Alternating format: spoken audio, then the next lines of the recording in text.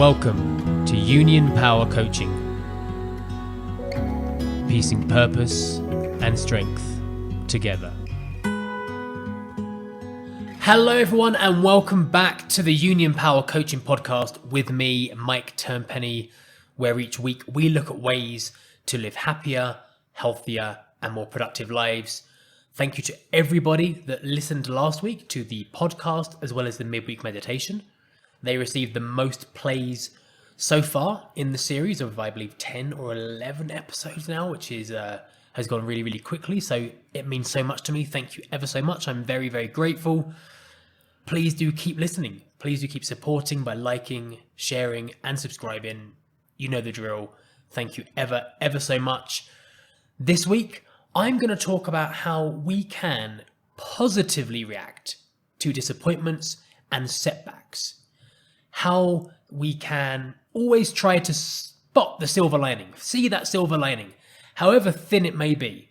How we can look at the possibilities and new doors that open in disappointment and not just focus on that one door that has been disappointingly closed on us. So the reason for this is because it's so easy for us to focus on the feeling of disappointment, to allow that feeling to cloud our judgment and guide how we respond.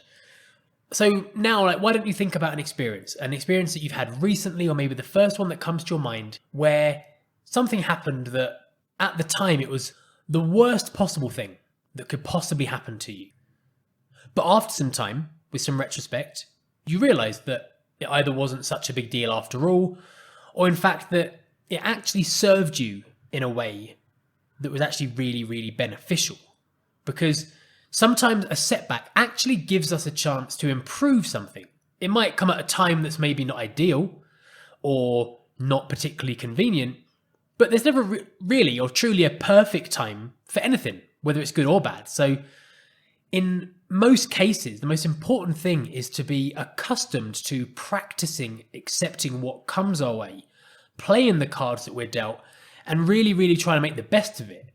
Because if we overanalyze a situation and blow up the importance of unimportant or irrelevant aspects of that situation, we trick ourselves into thinking that we somehow or in some way we've been done wrong. And a simple example of this that I can think of off the top of my head is like, if you're going out with a friend and they cancel at the last minute for one reason or another, and we get more annoyed because we showered, we ironed our shirt, we did our hair and so on. Really though, that doesn't matter one bit. So what? Our friend won't uncancel just because we put some gel in our hair. It's the small details. We need to keep them small. Think of the positives. We had a shower, we feel good, we look good. We can enjoy this feeling on our own. We haven't got to wait until we have plans to feel nice. So in that simple situation, we need to focus on, okay, the plan's been cancelled, that's a shame. Move on, not nitpick the smaller details that really are not important to the grand scheme of things. So on today's podcast, I'm going to share two examples that will interconnect. And the first one I want to share is back in 2018, I was working in a hostel in my home city of Brighton in England, and I really wanted to leave. I love the people I worked with, but it was time to move on due to it maybe not being the best place for me to be working anymore due to various reasons. Lots of disgruntled guests, lots of bickering and politics between volunteers and residents that lived within this hostel. It was just time to move on. At the time though, it was about 8 or 9 months before I was due to move to Costa Rica. So for some family and friends, it kind of seemed a bit needless to change jobs considering I was going to be leaving the country within the year. But for me, I just had a feeling, like a gut feeling that it was time to move on, try something new. And I think most importantly, I wanted to enjoy and appreciate my remaining time in England as much as I could. And that's another important lesson as well, is never be afraid to change something. Even if people are saying like, oh, it's not necessary. We know how we feel inside. So for me, after having been a student at School of the World, as I spoke about previously on a podcast, I've always liked the idea since then of working in a language school or a language department to return the favour that I had been given in Costa Rica and to, to give back what I'd learned from people and what I'd experienced. So in my home city of Brighton, there are a lot of language schools, lots of language academies. So I was able to look at different options, and there was one job in particular. It was a receptionist job that was available. And at the time, technically for me, it would have been a step down in my career, but it really didn't bother me because I wanted that work environment. And I knew how it would only be for a short period. So that really wasn't an issue for me. The problem was I was so desperate to leave my other job and so desperate for this job that I put too much faith into getting the job. And I went to the interview with so much, or maybe even arguably too much confidence, that when I didn't get the job, I felt like a huge sense of disappointment that I almost couldn't accept because I'd focused so much on the outside factors, wanting out of my current job, how this was a new experience I wanted, that I thought I was overqualified and therefore in some way doing them a favor by working for them. All of this stuff was irrelevant. And I'd focused on my ideal situation over the reality of the actual situation. So after a period of time of feeling somewhat sorry for myself, about a month later or so, another job became available at a different language academy in a position that I was actually more suited to doing. And I got this job. And I spent the remaining 7 months in England in what was easily by far my favourite job that I had up until leaving England. By far my favourite one. And I made some friends for life in such a short space of time. Other benefits as well of working there, I was able to use Spanish, which was great practice in general to communicate with the students from Latin America and from Spain, and also to be prepped for going back to Costa Rica to use that over those months. And I was also able to use other skills that I picked up throughout my working career in different jobs. And most importantly, I enjoyed waking up, going to work every day. Those last 7 months, at no point did I wake up and think, oh no, I've got to go to work. Arguably that's because I knew it was a day closer to leaving each time. But had I stayed in my previous job, that would not have been the case. And it would have been somewhat hellish to crawl out of bed each morning in those England winters to go to that job. So this situation here, I didn't get what I wanted originally, but it led me to something far greater, something much better. So if you're a regular listener of the Union Power Coaching podcast, you will know that I've spoken a couple of times now about going to do a yoga teacher training course this coming August. And it was something I was really, really excited about and something I've really, really thought about and mulled over for a long time. And I booked it back in May after, a lot of deliberation and research, and really felt I found the right place for me for various reasons. I'd looked at other options and maybe there were some that were maybe a bit better, but this one just felt like it was a good suit, a good fit for me personally, which really helped me finalize my decision to choose the place that I did. And about a week ago, I decided it was time to book my flight because I wanted to be organized and make sure that I got the flight booked before the prices go up. I ordered myself a more portable yoga mat because I use a Manduka Pro long mat, which is easily the best mat available. But at the same time, it's super heavy and really not suitable for lugging around and traveling with. So I ordered myself the Manduka Eco Mat to travel with, which is much lighter, much smaller, much more practical for that. This episode is not sponsored by Manduka. I just want to clear that up. Though if you do have a regular yoga practice, I really, really recommend investing a little more money into a super good mat because it will last you a lifetime rather than buying those cheaper foam ones, a couple of times per year. If you're going to do yoga regularly, really, really get yourself a good mat. It's essential, I think. So anyway, that's enough of me ranting and talking about yoga mats. A couple of mornings ago, I was working and I received a message from the yoga teacher training school telling me that they were now cancelling the course, just 3 weeks shy of the planned start date. So obviously I was gutted and really disappointed with the short notice, and my wife as well was really disappointed and told me that she wanted to cry because she knew how much I'd been looking forward to it and all the things I'd done to make it possible and things I'd moved around and everything, the rescheduling. So here I am again, much like in 2018 with the language school job, something I hear I've put a lot of faith into, something I've really put up on a pedestal of importance and meaning, and I've invested time and thought and of course money as well into paying a deposit for this course. So I could go down the road like before, where I feel like I can bring myself down. I let it bring me down. I can start looking at the small details. In this case, arranging a flight, buying a yoga mat, rearranging different things in my life to make it possible. All of these things were begging me to indulge in them, begging me to feel wronged.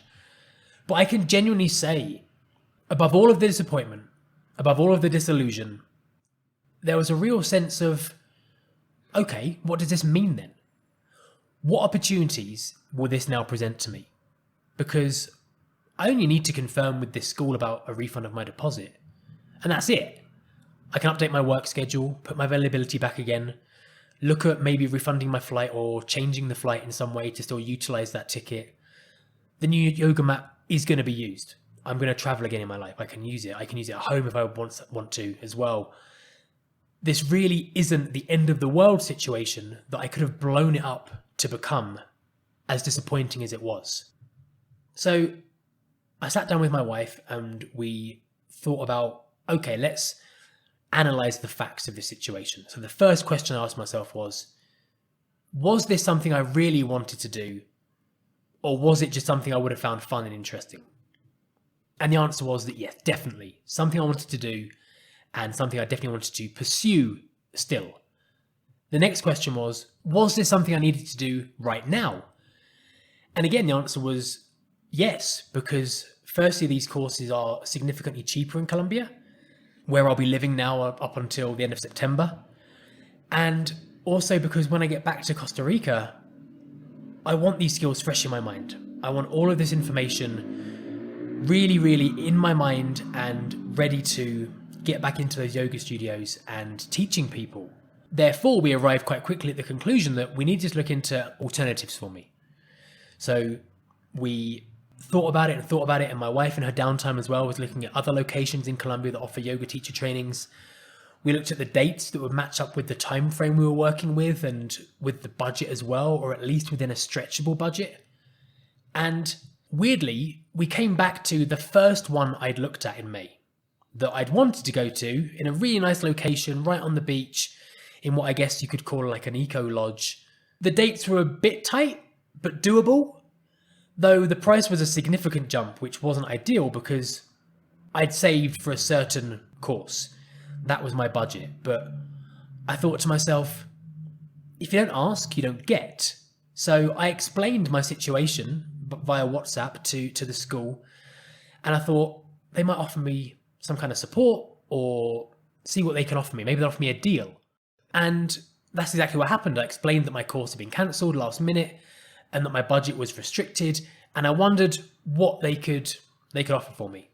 And they gave me a great deal. They understood my situation. They couldn't match the price of the other one, but they could give me a significant discount and offer me a few other perks as well that made it worth my while.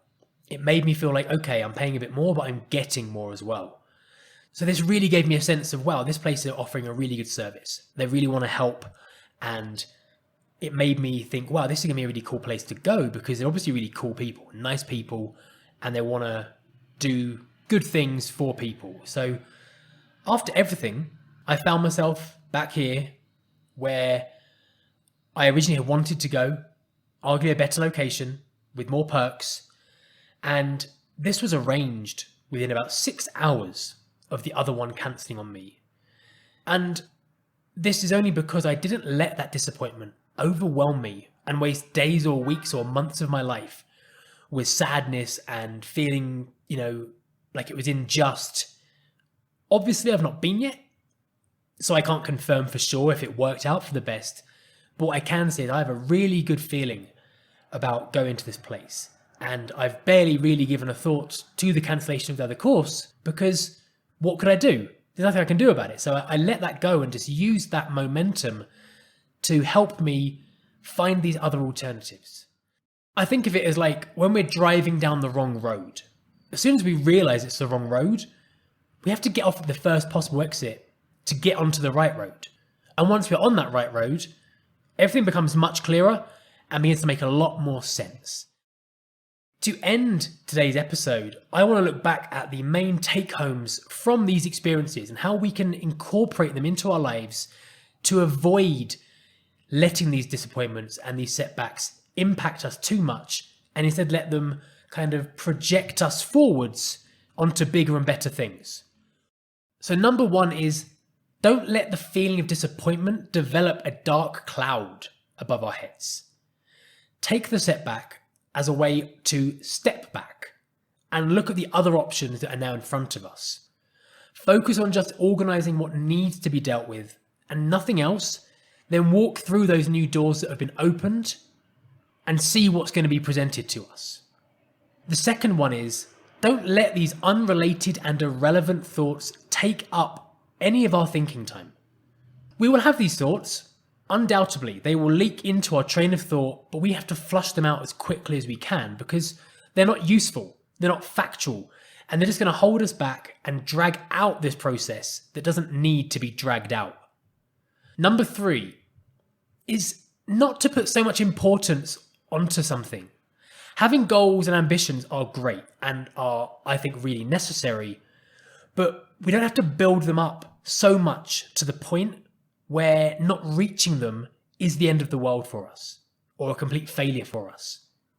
We need to stay realistic and focused and keep our egos in check if they start acting up. Number 4 is to be open and aware of new opportunities. They might not always be the same as the previous ones we'd hoped for, but by embracing what comes our way and seeing where it takes us, can often actually take us to a place that we might not have found on our own had everything run smoothly as we'd hoped for. We need to have faith that everything happens for a reason and that this faith can lead us onwards and upwards as well. And lastly, number 5 is we need to make sure that we remember when things go well and turn out for the best, so that next time we experience a setback, this muscle memory can kick into place and push those right buttons in our mindset to get us where we need to be. So we mustn't neglect or undervalue when things go well. It's so easy to do that because we focus so much on the negatives, but we mustn't undervalue when things go well. Savor that feeling and go back to it anytime that we need to, when we need that inspiration and we need that positive momentum. So thank you once again for joining me for today's podcast about moving on from disappointment and setbacks. As always, please do like, subscribe, share, comment, all of that stuff. It means so much to me. Follow on social media at Union Power Coaching. I hope you have a fantastic week. I hope that you bounce back from anything that doesn't go your way. See the positives in it. Move forward. Keep smiling. Stay happy. Stay well. Until next time, goodbye. For more details about transformation coaching, mindfulness, and yoga classes, please visit unionpowercoaching.com.